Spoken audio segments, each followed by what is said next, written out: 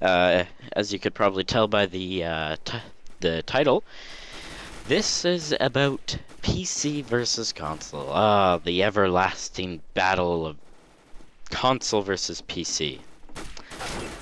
So, a lot of times, the biggest thing I hear from console gamers is console is cheaper. It's not. It really isn't. I have a graph. I'll put that up on the screen, or at least I'll try and remember this time. And right here, it goes into detail about PC hardware.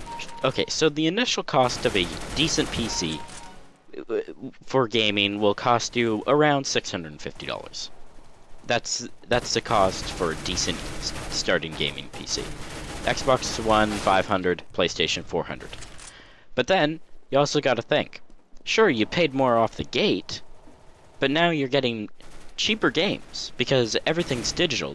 The developers don't have to pay for the discs, the disc cover, the boxes, or any of that. They just put it up on Steam and you download it. It's much cheaper for them, and it's a lot faster for you. And well, you save money. So most of the AAA games that I bought, I got Watch Dogs pre-ordered for $40 off of Good Old Games, and that gave me a Steam key. So instead of going out and paying $70 like it is for most of Canada, I paid $40 plus some tax. But either way, that's still a whole lot cheaper if you think of that for every single game that comes out. So, for say you buy 10 games a year at $40, that's $400. But you're probably not going to do that because PC games come down in price so much faster than console games. There's a Steam Summer Sale, the Steam Halloween Sale, I think they have that. There's a Steam Winter Sale, and then there's Good Old Game sales. There's everything. There's Humble Indie Bundles, or Humble Bundles. I got Battlefield 3 with Premium for less than $10 with like 5 other games. That's stuff that you can get on PC. But then you go out and you get something like an Xbox One or a PlayStation 4, and now you're forced to just buy it from one location. Really two. Pretty much a game dealer or Microsoft or PlayStation themselves. And they like to take a big cut out of that. So with the licensing fees, plus the box, and the DVD or Blu-ray, it costs a lot more. So now you're already saving money by going with PC. So let's just say PC hardware $650, and then let's say $40 per game, and let's say you spend $200 on games a year. So that means that you'd over about an 8-year span,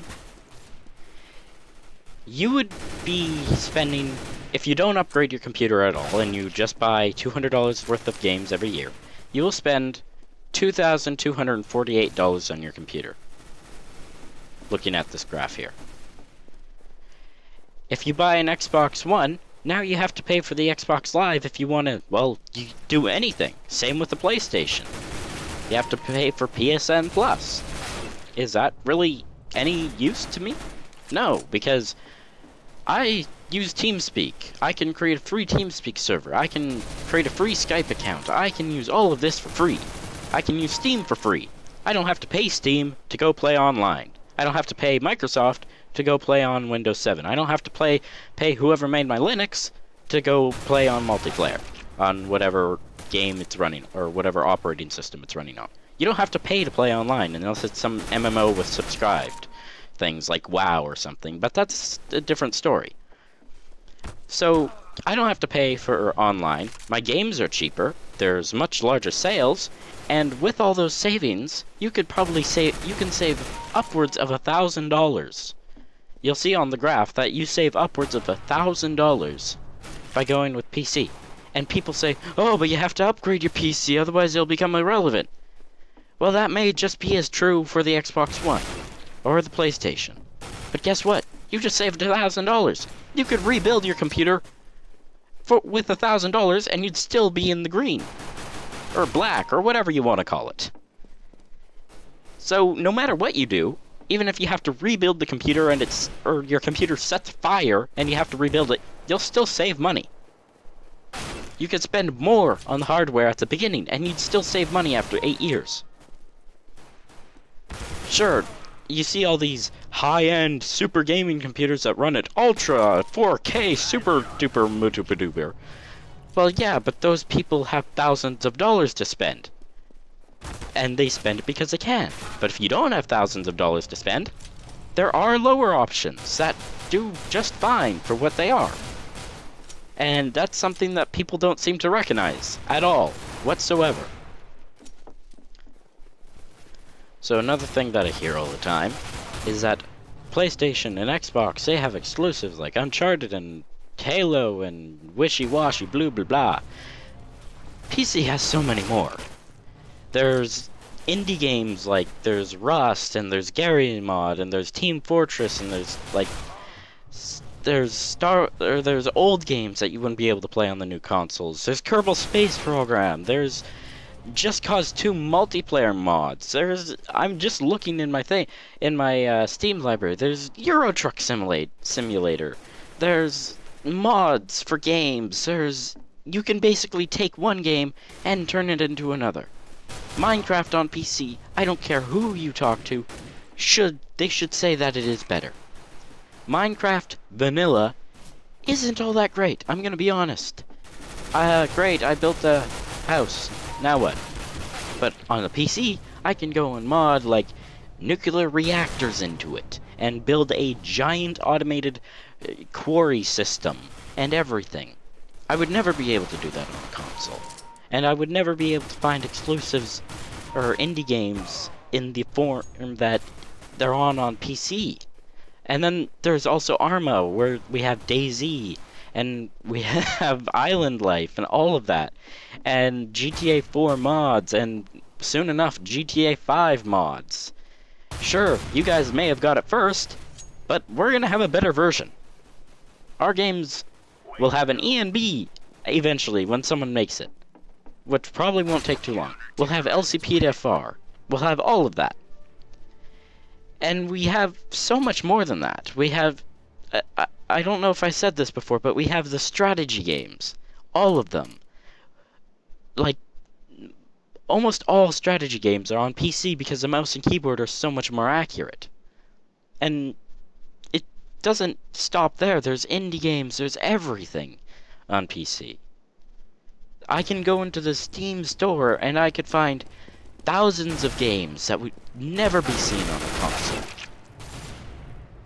And the exclusive argument just doesn't work, because there's an infinite amount of exclusives for PC, but there's only a handful for consoles.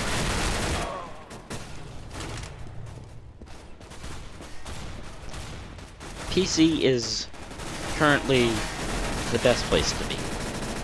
If you have the money, you can get the best graphics.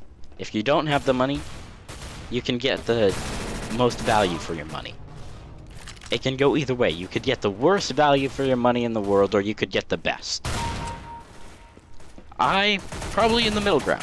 I've spent a lot of money on this computer so far, and I'm planning on upgrading to an 880 when it comes out, because I need something for video editing. I have a very overclocked processor, but I couldn't do any of these customizations on a console. I would never be able to make a customized PC that fits exactly what I need.